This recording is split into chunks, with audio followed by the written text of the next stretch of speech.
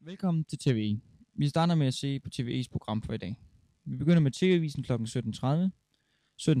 17.35 genudsendes den omtalte debat om unge og alkohol på God eftermiddag NFE, hvor Mia Vino interviewer 2 unge om deres forbrug af alkohol. Kl. 18 er der premiere på den længe ventede Djævleræs, hvor vi vil stifte bekendtskab med Sinelis Son of a Bitch. Men først en kort reklamepause.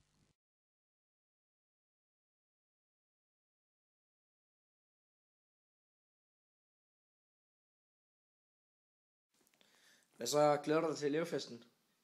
Ej, for helvede, mand. Prøv at høre, den der elevfest, ikke? Jeg magter det ikke. Fuck nu bare af. Glæder du dig til elevfesten? Ja, elevfest? Ja. Glæder du dig til elevfesten? Hvad? Nej. Nej. Nej. Nej. Nej. Nej. Nej! Glæder du dig til elevfesten? Hallo? Og her har vi så festarrangøren af elevfesten. Glæder du dig til festen? Ja, det bliver sygt fedt, mand. Vi skal bare bunde shots og er de vildeste drinks, mand. Tømmer man dagen efter. Det bliver for To stereo, it beats for you, so listen close. Hear my thoughts in every note. Make me.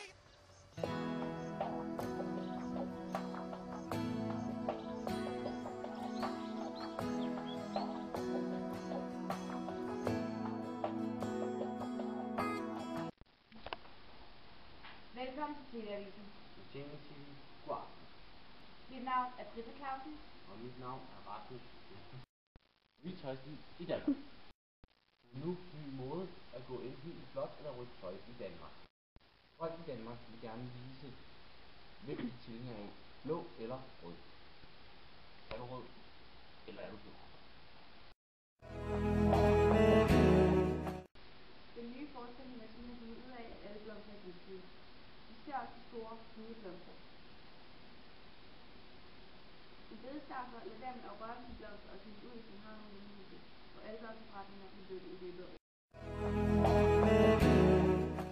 Farlig er at slå beløb til at og omegn. Til sidst blev set på Særsted skole, hvor det angreb i 5-årige mølleklasse.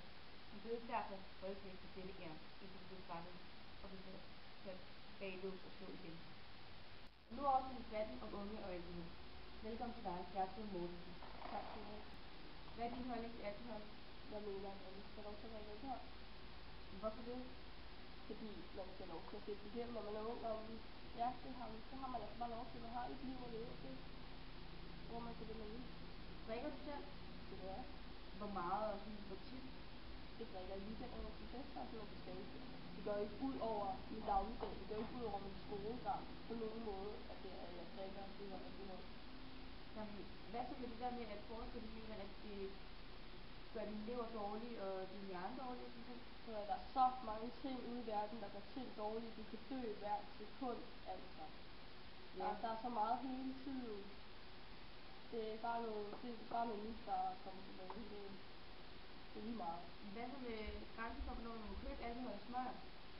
Det synes jeg også, det er selv. Hvad skal man så gøre for at enten få aldersgrænsen ned eller få den op? Det er så ikke mit område, men jeg vil sige, at 16, som det er blevet nu, til smøg og alkohol, det er mig fint. Ja. Nu er det snart elevfest i min efterskole, har jeg hørt. Ja. Ja, meget har lyst til at gå.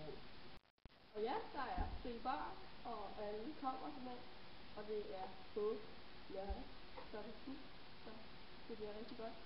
Og der er alle noget med nogle regler om, hvor meget man må drikke. Man drikker bare igennem, ligesom man har lyst.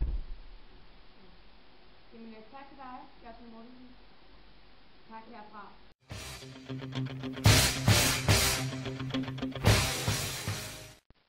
Nu til sporten. Vi starter hårdt ud med fodboldverdenen. Landstræner Morten Olsen vil gerne have en talentchef, som skal udvikle og styrke fodboldspillerne i Danmark. Chelsea og Barcelona spillede en knap så spændende kamp, fordi Chelsea vandt 5-0 over Barcelona. Så er lige noget om SAS Ligaen og til København ligger stadigvæk nummer 1 med 29 point, og lige efter kommer FC Midtjylland, som har kæmpet sig op på 21 point. På sidste pladsen ligger HB Køge. Nu til håndboldverden. Niklas Sandin vælger at skifte klub efter den her sæson. Han vælger at spille for THW Kiel. Dag og hjertelig velkommen til Vejdirektoratet. Jeg hedder Maria, og vi skal i dag høre lidt om Danmarks trafik. I dag kører det meget flydende rundt omkring her i Silkeborg. Er der lidt kødannelser, men det kører egentlig meget godt. Her i Aarhus er der også lidt problemer, men det kører stadig meget flydende. Vi har fået melding fra den offentlige transport, og de siger i dag, at det hele kører meget flydende, så I kan sagtens tage jeres lille fredagstur. Alt i alt har det kørt meget flydende i dag.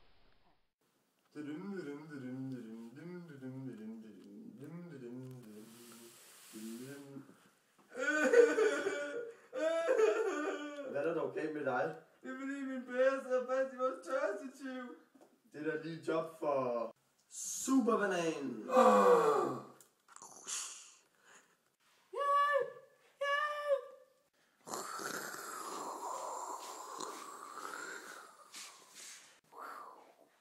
Hej Per, hop op på min ryg.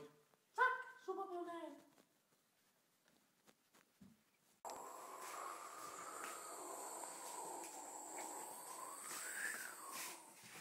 Per, du er tilbage. Hvad skal jeg med drikke noget juice på den slemme oplevelse? Vi skal have NFA-juice.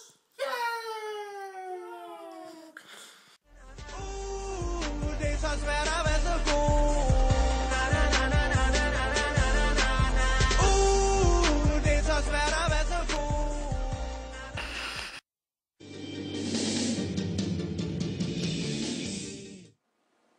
Velkommen til eftermiddag på Enjoy, Oliver Helund og hans mor Sonja. Eftermiddag. Her i morgen, så er der jo elevfest på din skole. Ja.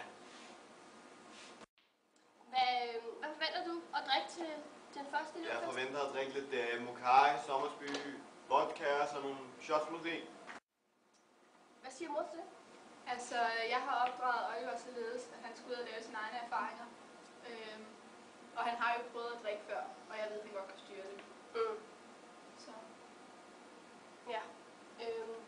Hvad med tøjet til elevfesten? Har I et dresscode eller noget skal? Ja, det er sådan lidt Hollywood-tema, så man skal lige være lidt pæn i tøjet. Ja. Har du fundet ud af, hvad du skal på? Ja, jeg skal ligne Charlie Sheen en lille smule der. Hvor får I alkohol fra? Jeg har hørt, altså gennem Oliver, at der er nogle elever, der tager deres forældre til Tyskland og køber en rigtig stor mængde alkohol til festen. Og det er noget, I skal være. Er det sådan en fri bar, eller? Ja, Det er det, I kalder det? det er det, vi kalder det, ja. Hvem forventer du sådan går først under? Jeg tror faktisk, vi alle sammen kan holde den rimelig længe. Men det er svært at sige. Der er nogle gode muligheder. Men når jeg mener noget med at gå under, ikke? Så mener jeg altså en, der ligger hernede på jorden og simpelthen ligger hernede og bare siger og savler, du ved, det der med, at de simpelthen skal ud på hospitalet. Tror I, der er nogen, der kommer til at nå så langt, at det kommer til at rejse Det håber jeg ikke. Vi er jo en flok ansvarsfulde unge. Ja. Men alt det her alkohol, har det påvirket din skolegang på nogle punkter? Det vil jeg sige, det tror jeg ikke. For jeg holder et fint gennemsnit. Og hvad siger mor til det? Altså, hvis Oliver selv mener, at han kan styre det, så regner jeg med, at han godt selv kan styre det. Og han kommer hjem med sine karakterer, det ser jo fint ud. Men hvad med dine venner? Hvordan går det med deres karakter og hvordan det her alkohol? Jeg vil sige, de klarer sig ikke så godt i skolen, men jeg vil ikke sige det på grund af alkoholen. Jeg tror bare, de er lidt dumme. Men hvis du nu kigger på en helt ganske almindelig uge, hvor meget alkohol kan du så drikke på sådan en uge? Altså, hvor meget drikker du om ugen? Ej, men det kan godt sagtens blive til et par flasker vodka og en kasse sommersby, hvis det skulle være sådan en mild uge. Det lyder jo er rimelig meget af en ung dreng på 15 år. Ja, men så er jeg jo også 16, ikke? Så det hjælper lidt på det. Altså, ungdom har jo også ændret sig rigtig meget, fordi tilbage i oldtiden, da jeg var ung, der drak man jo ikke som 16-årig eller 15-årig for den sags skyld. Så må det jo også komme som et kæmpe chok for dig at se, hvordan verden faktisk Jamen selvfølgelig gør det det, men man er bare også nødt til at følge med tiden på et eller andet punkt. Altså. Ja, men når I nu hører det her med, at de har tænkt sig at sætte alkoholen op, på grund af det her med, at de tror, at man bliver alkoholiker. Hvad synes I om det? Ja, jeg synes, det er en rigtig dårlig idé. Fordi at man vil jo stadig købe det, og så vil det jo bare blive mere forbudt, og så vil man bare have endnu mere lyst til at købe det. Og altså, hvad tænker du med, altså, kan du skaffe det, når du ikke kan komme ind i kunst? Ja, jeg kan gå ind i Netto, Føtex eller hvilken som helst kiosk og købe det, hvis jeg vil. Jamen det kan du jo ikke, når grænsen er sat til 18. Du er stadig kun 16 år. Du kan ikke gå ind og købe det, når du ikke er 18. Nej, men det kan man så godt lidt alligevel. Fordi at der er ikke så mange, der følger reglerne. De tænker jo kun på penge. Det gør jeg jo for øvrigt også.